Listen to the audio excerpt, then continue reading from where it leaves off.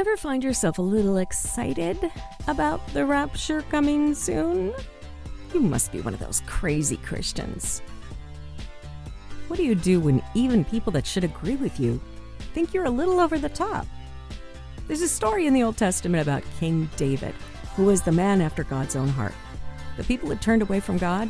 God let the Ark of the Covenant get stolen, which was where his presence was, and that just broke the heart of David. So when the people turned their face back towards God, God allowed David to find the Ark of the Covenant and bring it back. Once again, they had the presence of God to lead them, to guide them, to keep them safe. David wasn't just happy, he was overjoyed. David was so excited that he danced, crazy danced, got so hot he took off his kingly clothes and he was in his underclothes just dancing around in front of everybody. His wife, who was the daughter of the previous king, was horrified. He was not acting like a king. David said, "Hello, presence of God back. This trumps demeanor any day." And he continued to dance and thank God. David's wife did everything she could to steal his joy. She said, "That is not the way we behave here." There are joy killers all around us right now. I mean, our enemy would love nothing more than if we were depressed. And of course, fear, his favorite tool to use, if we were terrified of what's coming. That's why God told us what is coming. Not only the terrible times ahead, but the ultimate end. The new heaven, the new earth, the millennium, eternity. The wonderful things he's been planning for us. The times that are ahead that are getting dark are a blip in history compared to what lies ahead. But because we are in the middle of them, it's easy to lose our joy. During the church shutdowns, I was really surprised how many believers that I knew who had always been really, really vocal about their relationship with God. How many of them just instantly shut up and just never talked about God again? It was really sad. Today, I find that Christians seem to be some of the biggest joy killers about the rapture and about what's coming any day now. The reason Revelation is the only book that has a promise to bring us super happy joy if we'll read it and let God help to keep us through this time is because God wanted us to have peace and joy, literal joy, during this time. Joy about the rapture is not only reasonable, but it brings God joy, just like David's dancing. God knew ahead of time that the Ark of the Covenant was going to come back and David was going to be happy. He knew that David was going to dance. But I got to imagine he just sat back and laughed and soaked in David's love when he danced and danced. Well, God has been working on what's going on in our world today for thousands of years. He's been preparing our next location, like we prepare a major gift that we research and we save for and we get so excited about. That is just a tiny, tiny picture of the excitement that God has at preparing an entire new world for us. He can't wait.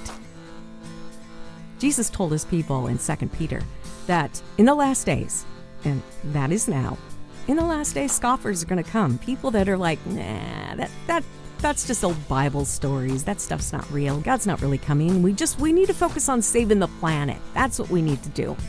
Jesus said those kind of people have deliberately forgotten that God created this earth. Not accidentally, not by not knowing. They deliberately forgot a long time ago. Why did David dance? Because he had a really close relationship with God. He didn't want to be without him. And a lot of people there that day did not understand, did not think it was appropriate for him to behave that way. But have you ever really, really, really loved someone so much that you didn't want to be without them for a single second? God was kind enough to me to bring me a perfect man. Not perfect in the earthly sense, but definitely perfect for me. We've been married almost 30 years now. And in those 30 years, the only word I can ever think of to describe how I feel for my husband is the word adore. I just simply adore him. It goes beyond love. I can't explain it, and it honestly doesn't make sense to a lot of other people either. My sister recently said, "I've never heard anyone talk as nice about their spouse as you do." Is he perfect? No, he's just perfect for me. I adore him because he's a gift given to me by God. As believers in these last times, I kind of think that our level of anticipation, whether it's really reserved or it's the pajama dancing kind, is an absolutely rational, expected expression of someone who has actually spent time deeply seeking to know God through His Word. If I had an acquaintance that I hadn't seen for a very long time, that I liked, that I knew I was going to see again at an upcoming business event, I would look forward to that. That would be nice. If it was an old friend of mine that I hadn't seen for a long, long time and we were going to get together for lunch finally, I would be a lot more excited. I'd put it on my calendar, and I'd make sure I didn't forget. But if it was somebody I adored, somebody I deeply, deeply loved that I hadn't seen in a long time, I wouldn't just put it on my calendar. I would look forward to it. I would think about it every day, every waking moment, knowing it was coming. And if you find you're just super excited about Jesus coming to get us soon, you've got to know how happy that makes the heart of God, to know that you adore Him like that. God told us in His Word that we are not destined for wrath. He didn't say we'd never be uncomfortable or times wouldn't be scary. In fact, He said they would get scary, and they would get more and more scary, but that we were to not be afraid because we know our ultimate end. But God is not slow in keeping His promise. As we understand what slow is, He's patient. He hasn't just been patient with us who know Him, but He's patient with every human being, not wanting any one of them to die without knowing Him. But the day is coming, and it'll come like a thief.